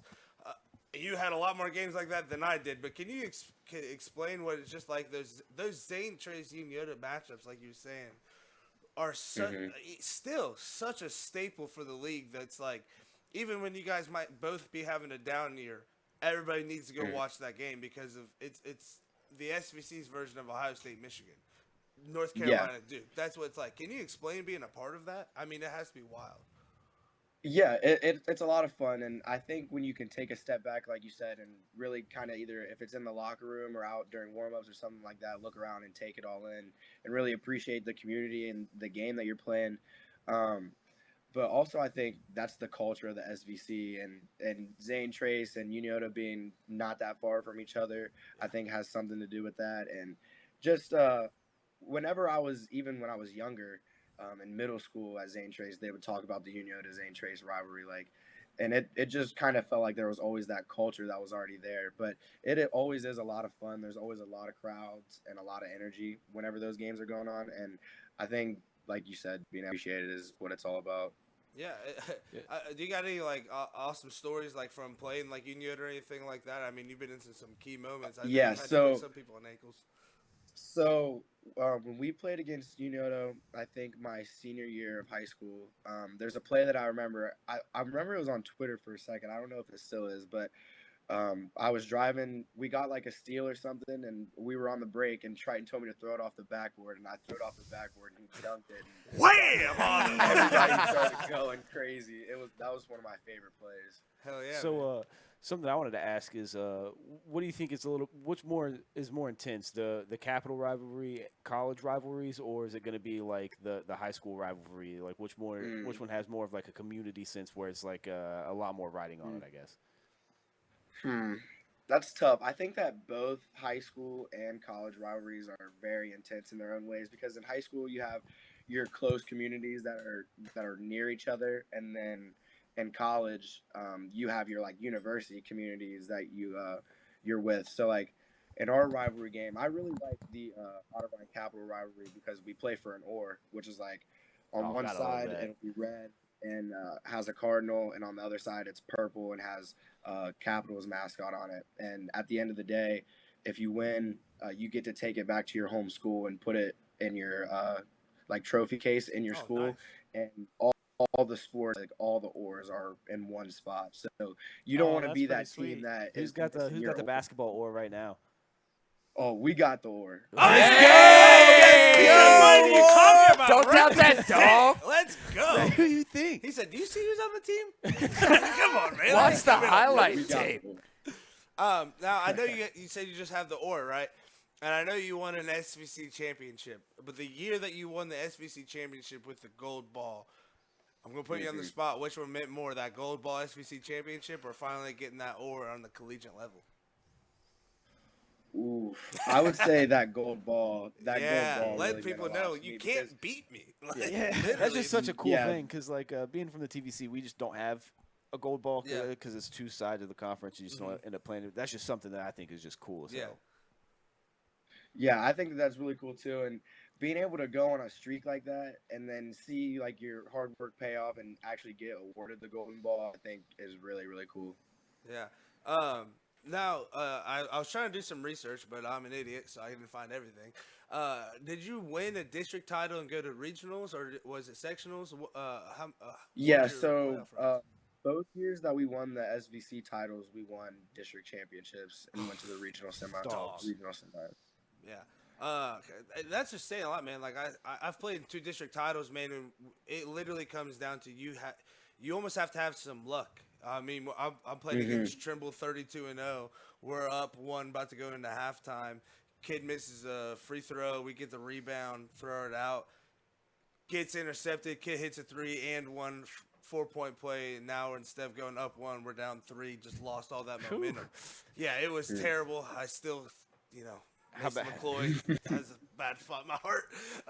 But I'm sure during your title run, there was something like that had to go on. Can you just explain like what it takes to get over the hump? Sadly, I never got that experience of getting over the hump and actually winning the district. Can you just kind of describe what it takes as a team to do that? I mean, it really does take a lot out of your team. You have to one, you do have to kind of get lucky. I mean, things definitely have to go in your favor. And I think you got to put yourself in positions to win. And whenever you have like a good group of guys, like I had, like I said, we played for a long time. We had a lot of chemistry. We had athletes in the right spots. And I think that just being able to really lock in and like build a bond with the team and whenever it comes down to it, you got to play. When you're playing for a district, there's a lot on the line. So with all that pressure, I think just being able to play with your friends and put it out on the line and try to get it done, I think that's kind of what helped us get it over. What did it feel like walking out on that convo floor for the first time, man? That convo. It gets your blood racing, doesn't it? Yeah, you kind of dream about playing in a stadium like that your whole life if you really like are into sports like that, and being able to walk out there and I'm about to warm up in the convo and the music's playing and it feels like you jump 3 feet higher than you really can. Oh yeah, and the adrenaline's pumping. It's something serious. The crazy thing too is like there's 2 other schools there that aren't even there to watch you, but they're just there to watch basketball. So it's truly just packed to the gills in there, man. And especially I feel like whenever a Team SVC goes to play at the convo, I feel like the SVC as a community always comes together and goes. I've watched so many SVC games at the convo, just waiting for Vinton County to come up and play. And being a Paint Valley guy, man, like after I was done and the years that I didn't make it, whenever an SVC team went down there, I was making sure I was down there to watch, because do I hate you during the season? Absolutely. But do I love you whenever the tournament starts? As Paint Valley, yes. One last question I kind of want to get to actually before, I know you got a busy schedule. We really appreciate you taking time to come by today. Absolutely. For sure. I appreciate you guys. Were you in Division 2 or Division 3 when you went on your run? In high school? Yeah. So we were actually Division 2 and Division 3. Okay. So in the Division 3, it's pretty much like, honestly, like an SVC tournament out there at Waverly. Did you ever play two-parter here? Did you ever play an SVC team in the sectionals? And two, especially being a gold ball winner and winning the conference, you probably already beat that team twice. Now you got to beat them a third time. And basketball is one of those sports where somebody can get hot. Was it something going into where you guys were like, hey, this is the third time we're playing these guys, we can't relax? And what was it like pretty much playing in an SVC tournament? Well, whenever we played at OU, I believe we played Adina when we were at OU.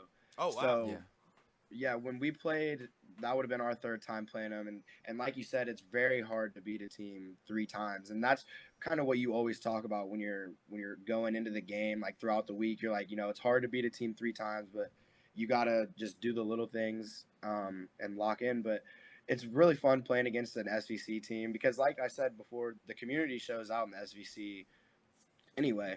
Probably so whenever there are bigger 2 for when it's SVC the biggest teams playing stage, against too. each other, then it's even better. Yeah. All right. Well, Cam, gonna just reiterate again. Absolute legend. Absolute dog. Hey, man. We wish you the best coming up into this season. You doing anything? Thank you. You got any more Brick League games coming up, or anything doing in the off season right now?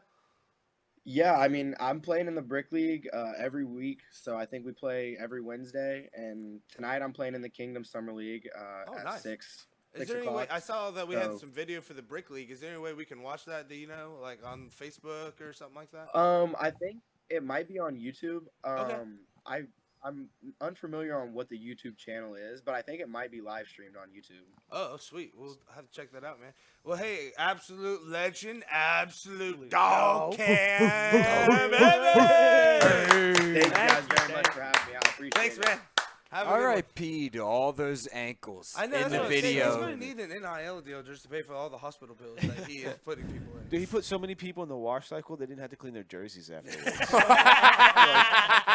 Wash cycle, I'm in spin cycle, same thing. Yeah, and kind of like hopping back on like what he said, dude. Like playing in the SVC, it's harder enough just playing in regular season games, right? Because like when I was at Valley the first year, we were bottom of the barrel. I don't even think we won 3 SVC games, but whenever we played, everyone showed out. It didn't matter. So for it to get to the tournament, and like he said, he played Adina in the convo. That means you're playing them for a district semi or a district final. Mm-hmm. So literally everything's on the line. You're trying to beat a team for the 3rd time or the 2nd time, so that was even worse. Or you're trying to beat the team for the first time. Exactly. Adina on the other side, you're like, yo, we're hot. I know we've only lost twice, but what do we have to lose? Nobody's expecting us to win. Well, It it can can't go be a both one-trick ways. pony. Yeah. You know what I mean? It's like if you're playing them 3 times, they're going to know what you did each 2 times You gotta before change that. something you- up. Especially in that run where Adina even made it, they Yeah. weren't supposed to. Yeah, You 'cause know? that was the So then beginning you of run the into Logan a- Bennett years. Like, they Yeah. were all freshmen. Nobody expected anything out of Yeah. them. They go on to be an absolute fucking